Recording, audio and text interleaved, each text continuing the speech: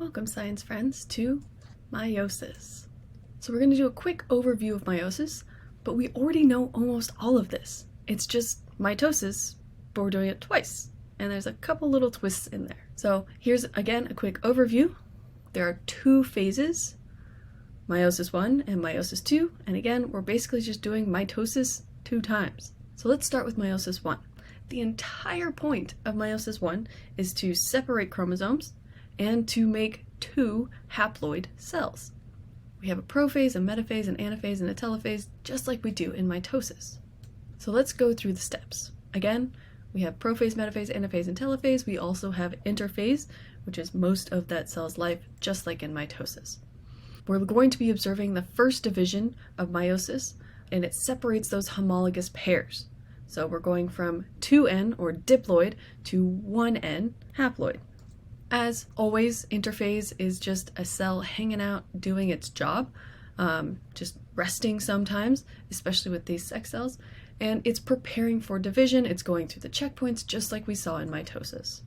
Then we move on into prophase 1. It's called prophase 1 because we are in meiosis 1, the first half of this whole gamete production. So prophase 1, just like in mitosis, the chromosomes start to wind together and appear. Our chromosomes find their homologous pair, their buddy, with the same length, the same genes, and the centromeres are located in the same spots. So we have these X-shaped chromosomes that we call these double-stranded because they have 2 strands on them. They find their buddy, their homologous pair. This makes one combination of traits. This does not explain to us why siblings are different just yet. A new vocab word, a tetrad, is either the arms or the legs of that X-shaped chromosome. They will be really important during prophase. Because during prophase 1, those tetrads, the arms and the legs of the X-shape, go through a process called crossing over. Those arms and legs start to swap pieces of the chromosomes. DNA literally breaks off of one and reattaches to another, so we're getting a new combination of genes. Yes, we're still having the same genes, eye color, height, freckles, chin cleft, things like that, but now those homologous pairs with the same genes are starting to swap different alleles. We're seeing some genetic diversity because of this new combination of traits. So during the crossing over, there's 3 steps. They find each other, and they cross tetrads, and as those tetrads are near each other and crossing, they break and refuse. So now, as we can see in this picture, our little X shapes have different colored legs, so to speak. Again, we're getting a new combination of traits. Then we move on into metaphase 1. Just like in mitosis, metaphase, we see these chromosomes line up along the middle of the cell, along that metaphase plate. But also, just like mitosis, there's no guarantee on which order they are lining up.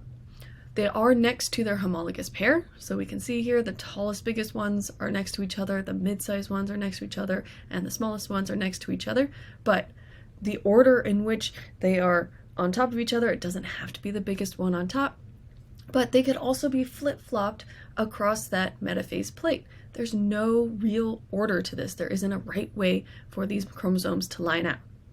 This is called independent assortment. These chromosomes aren't thinking about things. They don't have brains. They don't go, oh, well, chromosome number 10 down here is right below me, so that I have to move all the way over here. No. Chromosomes are not color-coded, so they're not looking around saying, oh, well, the red one's over here, so I need to be over here, yada, yada. It's all random. They sort themselves independent of the others. This creates another point of genetic diversity. As we move forward in meiosis, we're going to see how those flip-flops across the metaphase plate will help create that genetic diversity. Then we move on into anaphase 1. The entire X-shaped double-stranded chromosome moves to the opposite side of the cell. This is different from mitosis. This is one of the biggest differences. In mitosis, those double-stranded chromosomes get popped apart into those single-stranded halves. But in meiosis, the chromosomes don't split during anaphase 1. That happens later.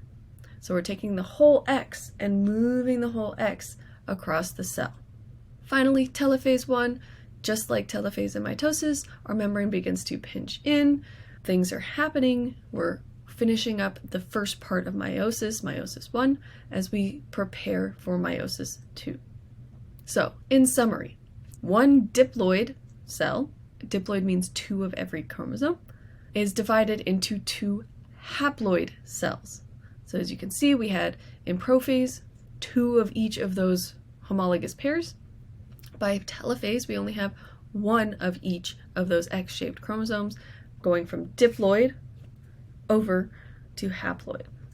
We saw some genetic diversity being created 2 times by crossing over during prophase 1 and independent assortment happening in metaphase 1.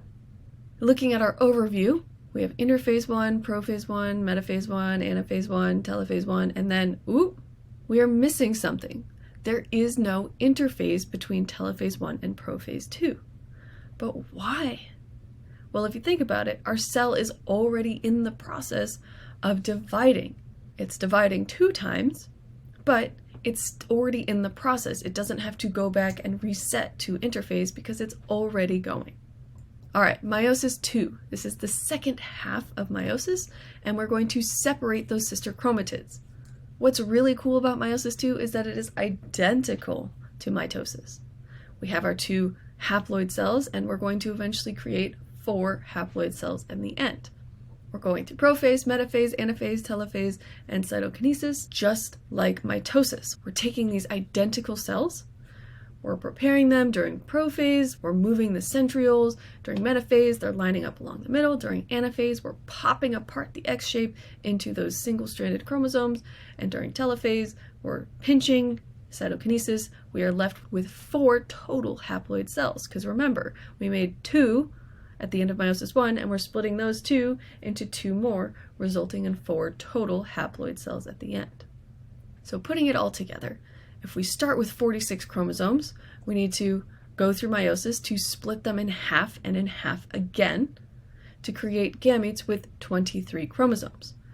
Females make eggs, males make sperm. Those 2 different gametes or sex cells come together and fertilize during sexual reproduction, and they produce a zygote or a fertilized egg that has the correct number of chromosomes for humans, which is 46 total. 23 from mom and 23 from dad. Then it goes through mitosis itself, making more and more cells until it becomes a fetus, and that fetus grows into a baby and develops within the mother's body. The last really important place of genetic diversity comes from something called random fertilization. We have lots and lots of sperm, and we have lots and lots of eggs, but there's no way to pick and choose which sperm fertilize with which eggs. So any 2 parents can produce a zygote with over 70 trillion possible diploid combinations. So here are some examples. We have 2 couples who have 2 children of the same gender, and we can see that while they have similar features to both their parents and their sibling, they don't look identical. They have similarities, but they do not look exactly the same because these are not identical twin siblings. This sort of random fertilization in combination with the crossing over from prophase 1 and the independent assortment from metaphase 1, with this random fertilization, we get so many different points of genetic diversity that we can have those similar traits, but not identical. Once again, here's a side-by-side of mitosis versus meiosis. They are similar. They share a lot of the same steps and processes, but mitosis produces 2 diploid cells, meiosis produces 4 haploid cells. Here it is in words. Again, mitosis is 1 division, genetically identical to the parent, makes 2 cells that are diploid. Meiosis goes through a 2-division process. Those daughter cells are genetically different from those 3 points of genetic diversity, crossing over, independent assortment, and random fertilization. And it produces 4 cells that are haploid. So instead of 2N, diploid, it becomes haploid, 1N. And it produces gametes. Only gametes come from meiosis, so those sperm and egg cells. So then, to answer our question, why are siblings different from each other? Because 50% is from mom and 50% is from dad, but because of those 3 points of genetic diversity, crossing over, independent assortment, random fertilization, they can have similar features, but they are not necessarily identical to each other. That was meiosis. I hope it helped.